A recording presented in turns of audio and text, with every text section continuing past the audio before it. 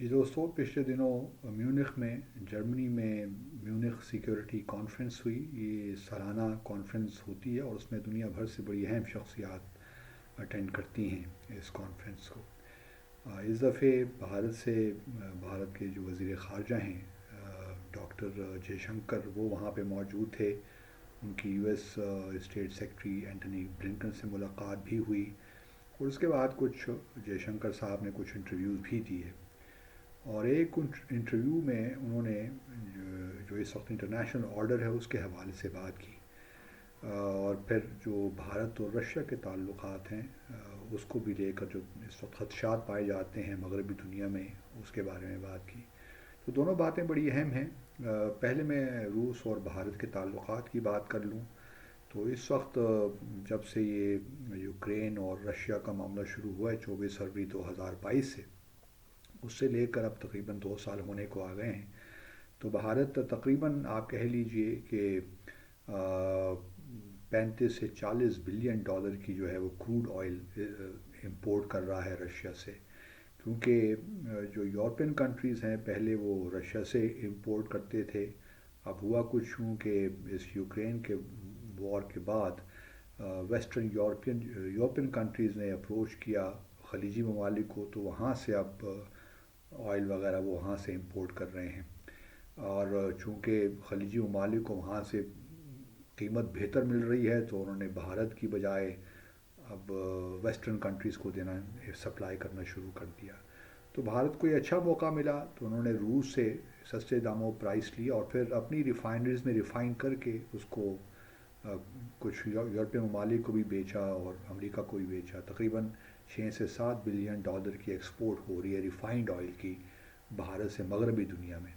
تو بھارت نے اپنی اکانومی کو بھی ٹھیک رکھا اور ساتھ ساتھ اسی کروڈ آئل کو ریفائن کر کے ایکسپورٹس بھی بڑھائیں.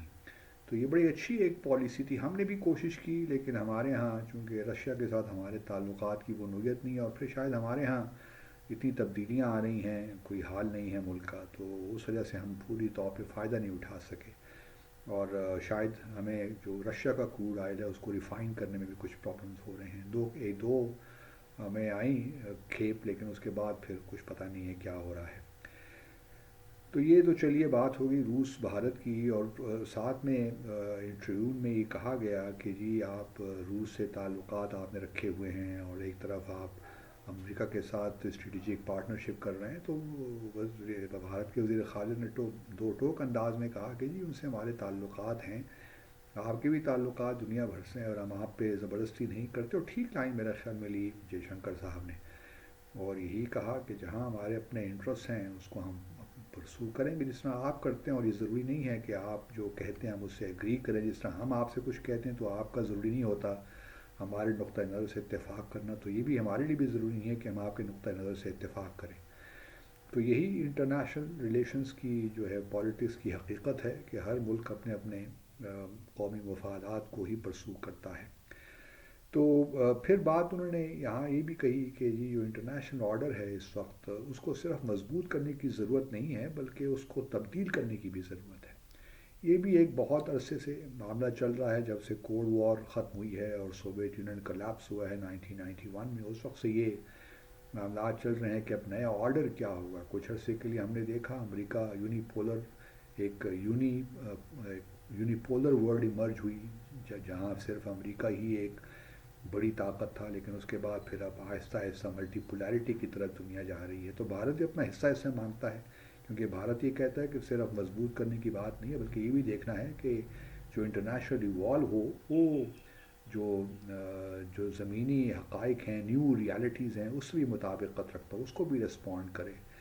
تو اس کانٹیکس میں بھارت چاہتا ہے کہ یو این سیکیورٹی کونسل کا پرماننٹ ممبر اس کو بنایا جائے، کیونکہ وہ اب پانچویں بڑی اکنامک پاور ہے اور ممکن ہے کہ اگلے 2030 تک وہ تیسری بڑی اکانومی بن جائے. تو ان کا خیال یہی ہے کہ اب بھارت کا یہ حق ہے کہ وہ دنیا کو ریپرزینٹ کرے. اور سب سے لارجسٹ 1.4 بلین لوگ وہاں پہ رہتے ہیں، دنیا کی سب سے آبادی کے حوالے سے سب سے بڑا ملک ہے. تو کوئی وجہ نہیں ہے کہ بھارت کو یو این سیکیورٹی کونسل میں پرماننٹ جگہ نہ ملے. لیکن اس پہ بہت سے اختلافات ہیں.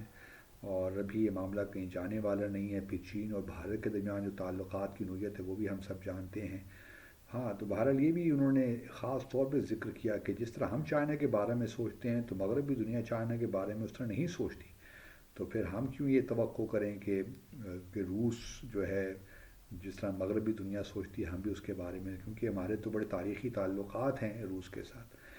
تو یہ انٹرنیشنل آرڈر کی بھی انہوں نے اس کانٹیکس میں بات کی کہ بہت سی اس میں تبدیلیوں کی ضرورت ہے، اس کو ایوالو ہونے کی ضرورت ہے. اب یہ ہوتا ہے نہیں ہوتا، یہ ایک تو ایک پروسیس ہے، چلتا رہے گا، دیکھتے ہیں آگے کس طرح معاملات ہوتے ہیں. لیکن یہ بات ضرور ہے کہ اگر بھارت کو یو این سیکیورٹی کونسل کی پرماننٹ ممبر شپ چاہیے تو اس کے لیے اس کو اپنے جو بارڈر تنازعات ہیں چین کے ساتھ وہ ختم کرنے پڑیں گے، ان کو سالو کرنا پڑے گا، یا ایٹ لیسٹ اس کی جانب بڑھنا پڑے گا. ایک اچھی فضا جب تک قائم نہیں ہوگی بھارت اور چین کے درمیان اس وقت تک ممکن نہیں ہے کہ بھارت کو یو این سیکیورٹی کونسل کی ممبرشپ ملے. پھر دوسری طرف ہم یہ بھی دیکھ رہے ہیں کہ یورپ میں جو فرانس اور برطانیہ کی ممبرشپ ہے اس کو بھی خطرہ لاحق تو ہو سکتا ہے اگر یہ تبدیلیاں آئیں. تو اب ہمیں نہیں معلوم، کیونکہ بھارت، برطانیہ اور فرانس کی تو پوزیشن انٹرنیشنلی بہت کمزور ہوئی ہے، خاص طور پہ برطانیہ کی. اور اگر اسکاٹ لینڈ بھی ان سے الگ ہو جاتا ہے تو پھر you never know how things really pan out. تو سوال یہی ہے کہ، اور پھر میں یہ کہنا بھی چاہ رہا ہوں کہ بھارت کو صرف چین کے ساتھ نہیں بلکہ پاکستان کے ساتھ بھی تعلقات ٹھیک کرنے پڑ رہے ہیں. اس کے لیے ضروری ہے کہ مقبوضہ جو جموں اور کشمیر کا تنازع چل رہا ہے وہ حل ہو، اور یہ بالکل یو این سیکورٹی کونسل کی جو ریزولوشنز ہیں ان کے مطابق حل ہو. تو یہ بڑی جائز بات ہے جو کہ پاکستان بھی کرتا ہے اور باقی ممالک بھی کرتے ہیں. دوسرا، اس وقت بھارت میں جو کسان ہیں وہ اپنی موومنٹ چلائے رکھے ہیں لیکن ان کو دہلی نہیں آنے دیا جا رہا. ان پہ بہت فائرنگ بھی ہوئی، آنسو گیس بھی پھینکی گئی. اور اب جو سکھ ہیں وہ یہ بھی کہہ رہے ہیں کہ جی مودی کو تو ہم نے الیکٹ کروایا اور ہم بھی یہ ظلم کر رہے ہیں. اور وہ ان کی ڈیمانڈ صرف یہی ہے کہ جو منیمم سپورٹ پرائز ہے وہ ڈٹرمن کر دی جائے، جو کہ مودی صاحب یا ان کی حکومت نہیں مان رہی. اب دیکھتے ہیں دلی چلو جو یہ پروٹیسٹ ہے یہ کہاں تک جاتا ہے. لیکن جب پچھلی دفعہ یہ ہوا تھا 2-3 سال پہلے تو کافی کسانوں کو مار بھی دیا گیا تھا، اس پروٹیسٹ میں ہلاک بھی ہو گئے تھے. تو لیٹس ہوپ کہ it doesn't go to that point again. دوسری جانب پچھلے دنوں افغانستان کے جو ڈپٹی فارن منسٹر ہیں احسان اکزئی، انہوں نے بھی ایک بیان داغ مارا کہ جی ڈیورل لائن کے متعلق کہ ہم اس ڈیورل لائن کو تسلیم نہیں کرتے. تو یہ معاملہ بھی بہت عرصے سے چل رہا ہے، اور میں سمجھتا ہوں کہ پاکستان کو اس پہ اوور ریئیکٹ نہیں کرنا چاہیے اور نہ ہی اس مسئلے کو اٹھانا چاہیے. ایک سیٹلڈ معاملہ ہے، ٹھیک ہے افغانستان نہیں کے لوگ نہیں مانتے تو ٹھیک ایسے ہی صحیح، لیکن انہوں نے کبھی ہمارے جو اقدامات ہیں اس پہ تھوڑا بہت اعتراض تو کیا لیکن کوئی ایسا کام نہیں کیا. تو ہمیں بھی اس معاملے میں زیادہ سینسٹیو نہیں ہونا چاہیے. اور انٹرنیشنل بارڈر ہے، دنیا اس کو تسلیم کرتی ہے، اب افغانستان کی حکومت تسلیم کرے کہ نہ، اس سے کیا فرق پڑتا ہے. دوحہ کانفرنس بھی ہو گئی، اس کے متعلق انشاءاللہ اگلی ویڈیو میں آپ سے بات کروں گا. اللہ حافظ.